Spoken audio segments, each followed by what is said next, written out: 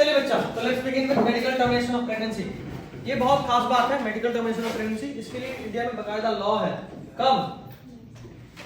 1971। MTP का पूरा नाम medical termination of pregnancy, intentional या वॉलंटरी टर्मिनेशन ऑफ प्रेगनेंसी। यहीं पे मेडिकल भी लिखा तो है, ठीक है। असल में ये बहुत जरूरी चीज है पॉपुलेशन कंट्रोल के लिए भी और बुरे वक्त के लिए। जैसे मान लो एक केस मिला था, किस कंट्री में मिला था कुछ समय पहले, हमको नाम याद नहीं आ रहा, 5-6 साल ही हुआ उस केस को। शायद कोई बताया था, एक नर्स थी, इंडियन नर्स, उसके पेट में बच्चा मर गया, उसका पूरा बॉडी पार्ट सड़ गया था, लेकिन उसका दिल धड़क रहा था, हार्ट वाज लाइव। तो मेडिकली क्या बच्चा मर चुका है, हार्ट पंप कर रहा है बच्चे का, तो बच्चा जिंदा है, लेकिन उसके पूरे बॉडी पार्ट सड़ गया, मतलब बच्चे का ही तो तय बात है। आज नहीं 10 दिन बाद 20 दिन बाद हार्ट भी बंद होगा, लेकिन अभी चल रहा है। तो डॉक्टर के पास गए, डॉक्टर ये चीज डायग्नोज करा, लेकिन बोला कि नहीं, वहां का लॉ किसी भी जिंदा चीज को मारने की अनुमति नहीं देता, मेडिकल टर्मिनेशन ऑफ प्रेगनेंसी की अनुमति नहीं देता। तो इससे क्या हुआ कि अब जब तक हार्ट चल रहा है बच्चे को अबॉर्ट नहीं कर सकते, जबकि जाहिर सी बात है इंफेक्शन फैल रहा था, नहीं करने दिया गया। तो 7-8-9 महीने आते आते माँ भी मर गई, बच्चा को तो ऐसे ही मरना था, माँ भी मर गई। उसके पहले हम पता कर सकते थे, उस बच्चे को निकाल देते तो माँ बच जाती, इंफेक्शन नहीं फैलता, लेकिन चूंकि हार्ट चल रहा था आप निकाल नहीं सकते थे। This is what we call है मेडिकल टर्मिनेशन। ये जरूरी है, क्यों? इस तरह के केसेस में, मेडिकल केसेस। उसके अलावा कई बार 3 महीने बाद पता ही चला, 2 महीने बाद पता ही चला, आपको अबॉर्ट कराना है, क्या करें? अबॉर्ट नहीं होगा, आप डॉक्टर के बजाय वो अबॉर्ट कर दे। तो मेडिकल टर्मिनेशन ऑफ प्रेगनेंसी इसलिए जरूरी है। इंडिया में वो 1971 में लीगलाइज करा गया, लॉ बनाया गया। और क्या लीगल है? Medical termination of pregnancy legal है, लेकिन दो बात है। पहला, उसके पहले आपको ये पता नहीं होना चाहिए कि वो लड़का है या लड़की, ठीक है? क्योंकि जैसे ही लीगलाइज करा गया तुरंत से फीमेल फेट डिसाइड करना शुरू हुआ। लोग पता कर देते कि बेटा या बेटी, उसके बाद बेटी हो तो अबॉर्ट कर दे, ये दिक्कत होना शुरू हुआ। तो बाद में इस चीज को रोका गया कि नहीं भाई ये नहीं चलेगा, इसको रोकना पड़ेगा, नहीं तो फिर इस देश में सिर्फ लड़के ही बचेंगे, लड़कियां ही नहीं होंगी तो कैसे चलेगा, है ना? तो ये भी चाहिए। दूसरा चीज, कई बार तो अनवांटेड प्रेगनेंसी, कई बार ये मेडिकल हिस्ट्री, तो दोनों चीजें देखो।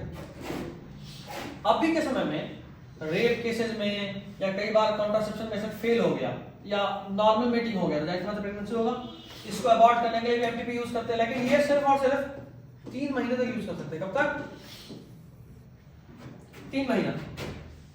जबकि अगर कोई एक ऐसा प्रेगनेंसी है जिसके बारे में ये बात कंफर्म है, देखो 3 महीने के अंदर तो कोई भी प्रेगनेंसी अबॉर्ट करा सकता है, कोई भी, कोई दिक्कत नहीं है। लेकिन आज हमारा लॉ 6 महीने तक अलाउ कर रहा है, 3 से 6 महीना। 3 महीने तक एबॉर्शन सेफ होता है, 3 महीने के बाद मां की हेल्थ पे रिस्क आना शुरू हो जाता है, तो इसलिए अलाउड नहीं है। 3 से 6 तक भी अलाउड है। 2 केस है। पहला, कम से कम 2 डॉक्टर बोले क्या कि अगर ये प्रेगनेंसी कंटिन्यू रहा तो 2 चीज हो सकता है, दोनों में से कोई एक, या तो बच्चे का जन्म जब भी होगा वो ऐसे बीमारी से ग्रसित रहेगा कि उसका कोई इलाज नहीं और जीवन भर वो झेलेगा, या दूसरा, अगर ये प्रेगनेंसी कंटिन्यू करा गया तो मां मर जाएगी। हमारा लॉ मां को ज्यादा प्रायोरिटी देता है। जब तक बच्चे का जन्म नहीं हुआ मां का प्रायोरिटी ज्यादा है, बच्चे का जन्म हो गया तो फिर बच्चे का भी अपना प्रायोरिटी, बराबर प्रायोरिटी है, लेकिन जब तक बच्चे का जन्म नहीं हुआ है तब तक मां का प्रायोरिटी है। आप अबॉर्शन कर सकते हैं, बहुत सारा कंट्री अलाउ नहीं करता कि भाई बच्चा जिंदा है कैसे मार दे हम, लेकिन इंडिया लॉ अलाउ करता है। तो एक अमेंडमेंट करे 2017 में, देख रहे हो, पास हुआ था 1971 में, 2017 में, यही 2017 में वो वहां वाला केस हुआ था। क्योंकि वो इंडियन नर्स थी इसलिए इंडिया में बहुत बवाल हुआ उसके डेथ पे कि भाई क्या बात हुआ, वो बच्चा तो इसलिए मरता, बच थोड़ा जाता, मां बच सकती थी लेकिन आप मरने दी, आपके वजह से मरे। तो वहां पे भी कानून बना, यहाँ पे भी कानून को अमेंड करा गया।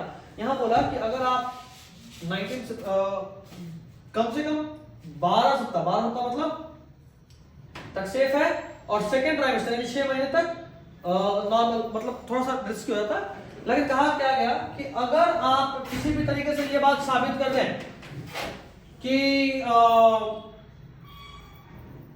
आप कहो ना कि बच्चे के लाइफ पे या मदर के लाइफ पे रिस्क है, तो देखो अगर 2 ट्राइमेस्टर पार हो चुका है, 12 महीना 12 सप्ताह से अधिक लेकिन 24 महीना से कम, 24 सप्ताह से कम, 12 सप्ताह यानी 3 महीना, 24 सप्ताह यानी 6 महीना, तो 3 महीने से ज्यादा लेकिन 6 महीने से कम, तो 2 केस, कम से कम 2 डॉक्टर को बोलना पड़ेगा, लिख के देना पड़ेगा कि भाई ऐसा ऐसा बात है, अगर बच गया तो माँ या बच्चे में कोई रिस्क है, उस केस में हो सकता है।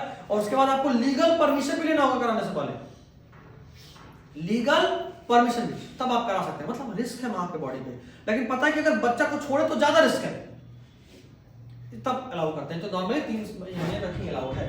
अब एक टर्म है एमनियोसेंटेसिस। आप सब एमनियोन पढ़े हो, बच्चा ना एक बॉडी फ्लूइड में कवर्ड होता है, एमनियोन, एमनियोटिक फ्लूइड, जो बचाता है, तो हाँ जो बचाता है एक्सटर्नल शॉक से, ह्यूमन प्रोडक्शन में आपको पढ़ा होगा, उसका ना थोड़ा सा पानी निकाल लेते हैं फ्लूइड, उसको टेस्ट करते हैं। उसको टेस्ट करने से अपन जितने भी जेनेटिक बीमारी है ना, जेनेटिक डिजीज को वहां से अपन डिटेक्ट कर सकते हैं। याद रखना जेनेटिक डिजीज, अब ऐसा नहीं कि उसको सर्दी होगी भी पता चलेगा, नहीं, उसके क्रोमोसोम को चेक करते हैं, तो क्रोमोसोम यानी डीएनए, तो कोई जेनेटिक बीमारी रहा तो उसको पता कर सकते हैं, जैसे मान लो Down syndrome, haemophilia, sickle cell anaemia, genetic disorder उसको कर सकते हैं। अगर हम क्रोमोसोम चेक कर रहे हैं तो आखिरी क्रोमोसोम देख के ये भी तो बता सकते हैं कि XX है कि XY है, तो मेल या फीमेल भी तो यहां से पता चल जाएगा। इस केस से अपन फीमेल फोइटिसाइड भी पता कर सकते हैं, फीमेल है या मेल है ये भी पता कर सकते हैं। इसीलिए एमनियोसेंटेसिस को पूरे तरीके से अलाउ नहीं करे हुए हैं, इस पे स्टैट्यूटरी बैन है, स्टैट्यूटरी बैन। क्यों ये बैन, स्टैट्यूटरी बैन का मतलब है कि बैन है लेकिन कुछ कंडीशंस में रियायत है। आप इस टेक्निक को बच्चे का सेक्स डिटरमिनेशन के लिए यूज नहीं कर सकते, वो इलीगल हो जाएगा। एमनियोसेंटेसिस होता है लेकिन उस टेस्ट में बच्चे का सेक्स चेक नहीं करते। एमनियोसेंटेसिस करा सकते हो, बस बच्चे का सेक्स चेक नहीं होना चाहिए, इसलिए उसको बोलते हैं स्टैट्यूटरी बैन। की कंप्लीट बैन नहीं है, कंडीशनल बैन है। ठीक है, यहां तक आगे बढ़ाते हैं बात को। अब हम लोग बात करेंगे सेक्सुअली ट्रांसमिटेड डिजीज के बारे में। सेक्सुअली ट्रांसमिटेड डिजीज को और भी बहुत सारा नाम दिए हुए हैं, एक उसको बोले वेनेरियल डिजीज VD, या उसको बोलते हैं रिप्रोडक्टिव ट्रैक्ट इंफेक्शन RTI, और STD होता है ना सेक्सुअली ट्रांसमिटेड डिजीज, उसको STI भी बोलते हैं, सेक्सुअली ट्रांसमिटेड इंफेक्शन। मिला? सबसे कॉमन है 15 से 24 साल का उम्र, कारण शादी हुआ नहीं होता लेकिन मन ज्यादा कर रहा होता है, हार्मोनल पीक पे होते हैं और मैरिज तो हुआ नहीं होता, बस कोई बच्चा गलती से पिघल गया, गलत रास्ते पे चला गया, तो एक बार अगर लत लग गया, जाहिर सी बात है तो शादी थोड़ी हुआ कि हर बार सेमी पार्टनर मिलनी है, कोई भी मिल सकता है, मिल सकती है, चांसेस बहुत ज्यादा होता है, this is very high risk. Mode of transmission sexual intercourse 3 तरह से, बैक्टीरियल, प्रोटोजोन, वायरल। फंगल भी होता है, आपको बस इतना जानना है। आपको बैक्टीरियल और वायरल में दो बीमारी तो कम से कम याद होना चाहिए। बैक्टीरियल में गोनोरिया, सिफिलिस, क्लेमाइडियासिस, वायरल में genital herpes, hepatitis B, genital wart, AIDS. इसका और इसका आज तक कोई उपाय नहीं है। हो गया तो कोई उपाय नहीं, होने से पहले वैक्सीन है, नहीं हो इसके लिए वैक्सीन आप लगवा सकते, तो नहीं होगा, उसको कंट्रोल में रखा जा सकता है ना? नहीं, वो एड्स वाला हालत है, हो गया तो मारेगा, ऐसा है।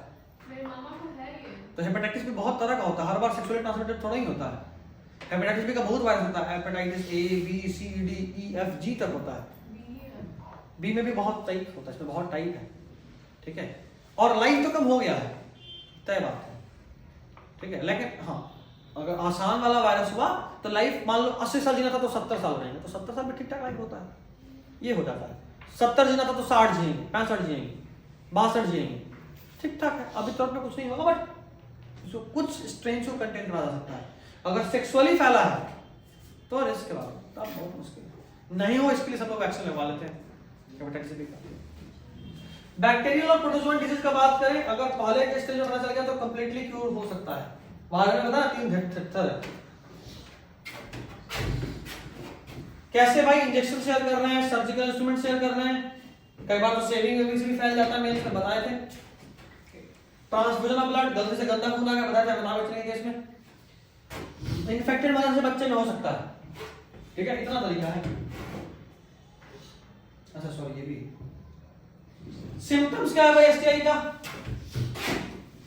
अगर अपन सिम्टम का बात करें, स्टार्टिंग में ईचिंग होगा, कुछ फ्लूइड निकलेगा, थोड़ा स्वेलिंग होगा, पेन होगा, ये बहुत जरूरी है, सब लोग जानो, अक्सर पता ही नहीं चलता है। और नॉर्मल से बात है, इस तरह का अगर मान लो सेक्स ऑर्गन में किसी तरह का स्वेलिंग या खुजली या कुछ भी हुआ तो कोई और थोड़ा ही देखने जा रहा है। हाथ पे हुआ तो माँ बाप या घर पर कोई बोल दिया कि क्या हो रहा है, अब सेक्स ऑर्गन थोड़ा ही कोई और देख रहा है, तो ये तो आपको जाना जरूरी है ना। देर हुआ तो पीआईडी होता है, ये पीआईडी कुछ बच्चों को हम देखें, बच्चों में देखें, पेल्विक इन्फ्लेमेटरी डिसऑर्डर, इसको और भी कारण हो सकता है, कई बार गंदा वॉशरूम यूज करने से भी होता है, इकोलाई ये सब का इन्फेक्शन, तो पीआईडी भी होता है। एबॉर्शन होता है कई बार, स्टिल बर्थ मतलब मरा हुआ बच्चे का जन्म, एक्टोपिक प्रेगनेंसी, यूट्रस के अलावा और कहीं भी इम्प्लांटेशन हो जाना, इनफर्टिलिटी, बच्चा ही नहीं होगा, कैंसर, बहुत हो सकता है। कैसे बचे? अननोन पर्सन के साथ तो सेक्स करे ही नहीं, इसको नहीं जानते। मल्टीपल पार्टनर तो और भी महापाप, समझ रहे बात। ऑलवेज ट्राई टू यूज, और कुछ यूज करोगे तो प्रेगनेंसी रुक जाएगा, बीमारी नहीं, सिर्फ बीमारी कॉन्डम से ही रुकता है, ठीक है।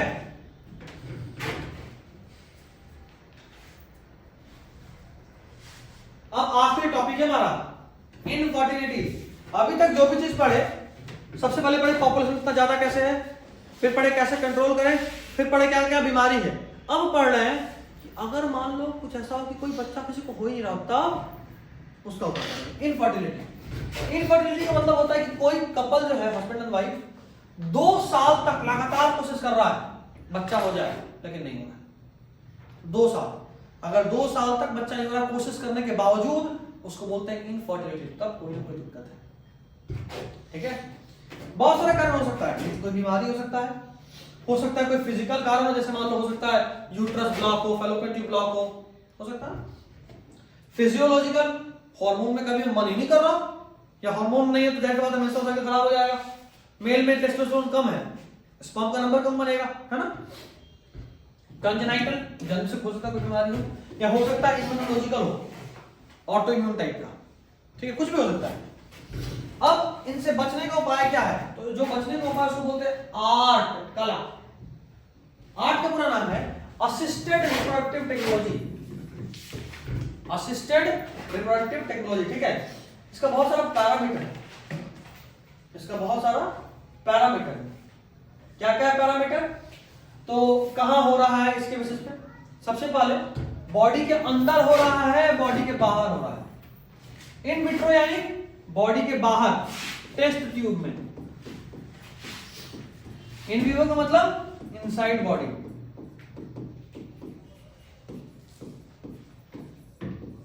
दोनों केस है।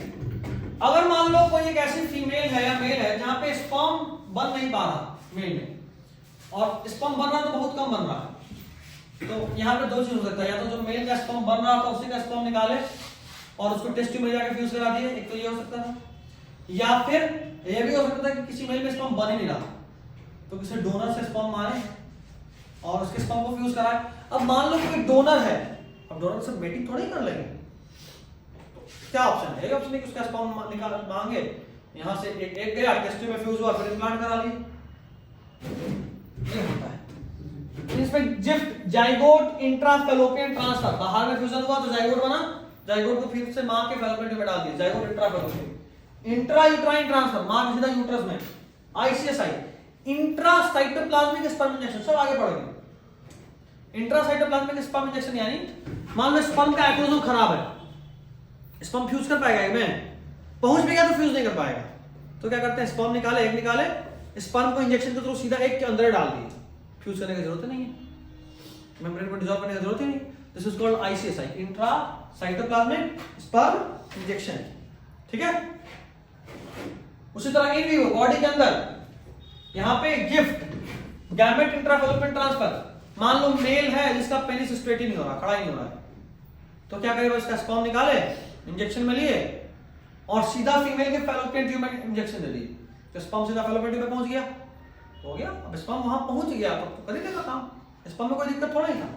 एआई, आर्टिफिशियल इंसेमिनेशन, उसके अलावा आईयूआई, इंट्रायूट्राइन इंसेमिनेशन, दिक्कत रहा तो सीधा कभी यूट्रस में इंजेक्शन दे रहे हैं, कभी फैलोपियन ट्यूब में दे रहे हैं, कभी आर्टिफिशियली बस वेजाइना में डाल दिए,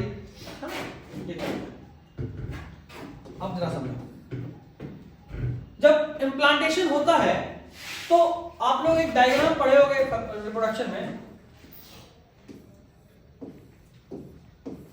फर्टिलाइजेशन तो एपिला में होता है, बच्चा जब तक यहां पहुंचता है वो 8 से 16 साल का हो चुका होता है, पढ़े ना, 8 से 16 साल। तो अगर मान लो आपने एक स्पर्म लिया और एक एग लिया, दोनों को टेस्ट में फ्यूज कराया और इतना देर हो गया है कि 8 से 16 साल का हो गया है, तो उसको कहां ट्रांसफर करेंगे, यहां कि यहां? दायित्व तो यूट्रस में करेंगे। 8 से 16 में तो नॉर्मली यहां से पहुंचा होना चाहिए, तो यहीं कर देंगे, सीधा इंप्लांट हो जाएगा। इसको बोलेंगे इंट्रा यूट्राइन ट्रांसफर। मान लो आपने स्पर्म में एक फ्यूज कराया, जाइगोट बना और अभी वो 2 या 4 साल के स्टेज में ही है, तो कहां ट्रांसफर करें? Intra fallopian transfer. Gift zygote intra fallopian transfer, क्योंकि जाइगोट बन चुका था, ऐसे काम करता है। तो पैरामीटर देखो, अगर 8 सेल तक का है तो जिफ्ट कर सकते हैं, फैलोपियन ट्यूब में डाल दो। अगर 8 सेल से ज्यादा का है तो यूट्रस में डालना पड़ेगा, है ना? यही बात अभी समझा। 8 से 16 से ज्यादा तो यूट्रस, 8 से 16 से कम तो फैलोपियन ट्यूब। कोई दिक्कत? और भी है कुछ कुछ, देख लीजिए। एक है ICSI, intracytoplasmic sperm injection, sperm को सीधा एग के अंदर डालते हैं। एक है आर्टिफिशियल इंसेमिनेशन, हो सकता है ना फीमेल का वजाइना ब्लॉक हो, मेल का पेनिस ठीक ठाक है लेकिन फीमेल का वजाइना ब्लॉक है, तो कितना भी मेल इंसेमिनेट कर ले स्पर्म पार कर पाएगा वजाइना को, तो क्या करे भाई, इंजेक्शन उठाइए सीधा वजाइना में दे दीजिए या यूट्रस में दे दीजिए, हो सकता है ना स्पर्म वहां पहुंच जाएगा सीधा। तो आर्टिफिशियल इंसेमिनेशन सीमेन को वजाइना में या यूट्रस में डालते हैं, या स्पर्म काउंट कम है तो भी, या फिर मेल को मान लो इंसेमिनेट नहीं कर पा रहा, मेल का पेनिट्रेट नहीं हो रहा, दोनों किसमें यूज कर सकते हैं। अच्छा, एक होता IUI, इंट्रा यूट्राइन इंसेमिनेशन, सीधा यूट्रस में डाल दीजिए, इसके में वजाइना में डाल रहे थे, अभी यूट्रस में डाल दिए। एक है जिफ्ट, गैमेट इंट्राफैलोपियन ट्रांसफर, स्पर्म का नंबर बहुत कम है तो सीधा फैलोपियन ट्यूब में डाल दिए, क्योंकि अगर यूट्रस में डालेंगे तो यूट्रस से फैलोपियन ट्यूब में जाते जाते में यूट्रस बहुत सारे स्पर्म को मार भी तो देगा, एक तो पहले स्पर्म का नंबर कम था तो और कहा रिस्क, सीधा फैलोपियन ट्यूब में डालो। फीमेल के बॉडी में फर्टिलाइजेशन और फर्दर डेवलपमेंट हो सकता है लेकिन इंसेमिनेशन नहीं हो पा रहा, या मान लो कोई एक ऐसी फीमेल है जिसमें हार्मोन का थोड़ा कमी है और इसलिए उसको सेक्स का मन ही नहीं करता लेकिन मां बनना है, सेक्स का मन नहीं करते तो जबरदस्ती तो होगा नहीं, जैसा बताइए इमोशनल चीज भी है, आप डेड बॉडी के साथ तो सेक्स कर नहीं सकते, तो क्या करें भाई, सीधा इंजेक्शन में स्पर्म लिए डाल दिए फैलोपियन ट्यूब में, वहां इम्प्लांटेशन फर्टिलाइजेशन होगा, इम्प्लांटेशन होगा तो मां तो बन जाएगी, क्योंकि बाकी सब कुछ तो ठीक ही है ना, बस मन नहीं कर रहा, तो इस तरह का भी कंडीशन होता है। चलिए, I guess this is all this chapter, एक बार आप एनसीईआरटी पढ़ लीजिएगा और ठीक है, डन, थैंक यू।